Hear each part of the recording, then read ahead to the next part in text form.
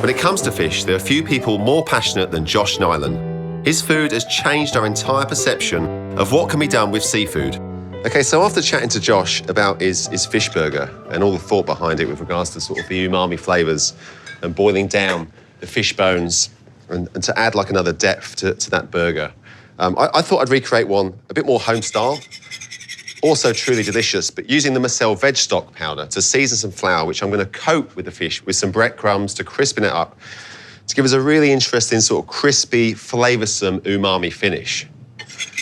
So first of all, I'm going to grab an egg, crack it into a bowl, give her a little whisk.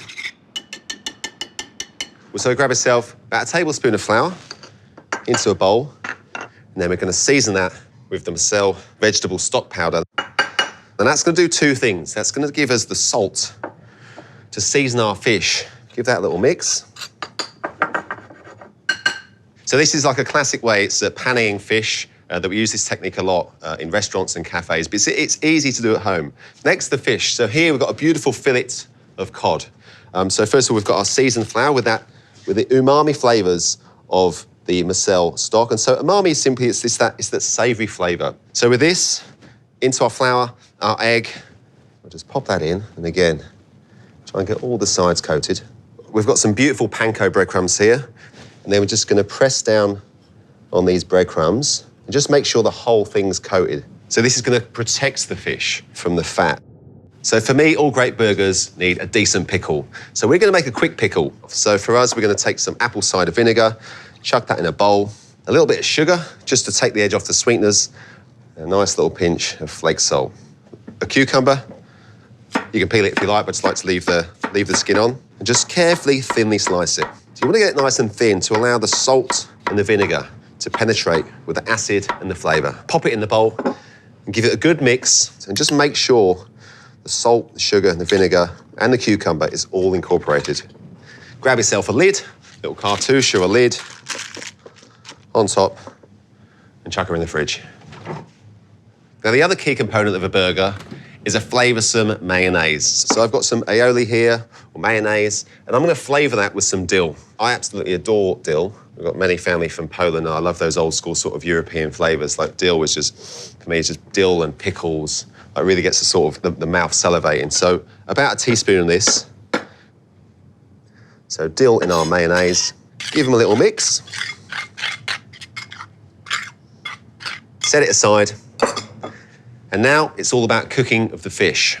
So you can deep fry at home, but I'm not a fan of it because we've only got this little pokey little extraction unit, as many have. So I love to sort of shallow fry. So a neutral oil in there, and we've just got maybe 5 ml of oil, and just bring him up. And then just to check that it's hot enough, I'm just gonna pop a little bit of the breadcrumbs, and you can sort of see it's just fizzing away nicely. Grab our fillet, and then really gently, so dropping our fish, middle of the pan, and there you go. And as you can see, it's frying beautifully. It's making the noises it should. And so for this, it's all about control of temperature. So you just want it sitting at this constant temperature. If it gets too hot, just pop down the heat, no problem. I just don't think you'll beat a beautiful, succulent, juicy fillet of fish surrounded by something crunchy and crispy. And this is exactly what this dish is. So you can see already it's starting to change colour around the outside. So keep your eye on it. It's going to take a minute or two each side. Really easy. A fillet like this doesn't take much cooking at all. So now we're going to flip. So spatula underneath. Take a little bit of care and just catch him on the other side so he doesn't splash you with hot oil. As you can see, it's beautiful. Already, just give it a little tap with the fish slice. I can just hear that's crunchy already. That's just going to be amazing.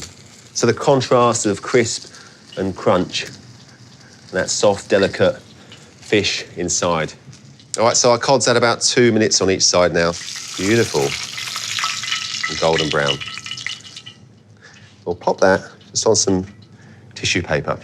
And really, we're just going to build our burger now. So we've got some pickles, some mayonnaise.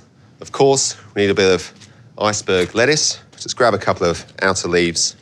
I like to just simply roll it. Now, I like to do this right before serving so it doesn't oxidise. But if you do want to do it a little earlier, then just pop it in some ice water with a little lemon juice, which will prolong that oxidisation. And now, we're ready to build our burger. Brioche bun, something fresh. If it isn't super fresh, you can, of course, char it up. Season our bun, that beautiful herbaceous dill mayonnaise. Next, some of that crunchy iceberg lettuce. So pop a bit of that on top, and then we'll fish on top. And of course, these beautiful, quick pickles. So you have a little taste. So you can see they're just starting to go a little bit sort of translucent because the salt is starting to break down the flesh, but still got this beautiful crunch. A little bit hanging over like you'd see in your sort of classic fast food burger joint. A touch more mayonnaise. Be quite generous with it. I think for me, when you dive into a burger, it should be, it should be a bit messy. It should come out the sides. It should ooze out. It goes down your front. Don't worry about it. It should be messy and delicious. And that for me is that's gonna hold the whole thing together. So every component has a purpose. And that's it. And of course, I want to give it a taste.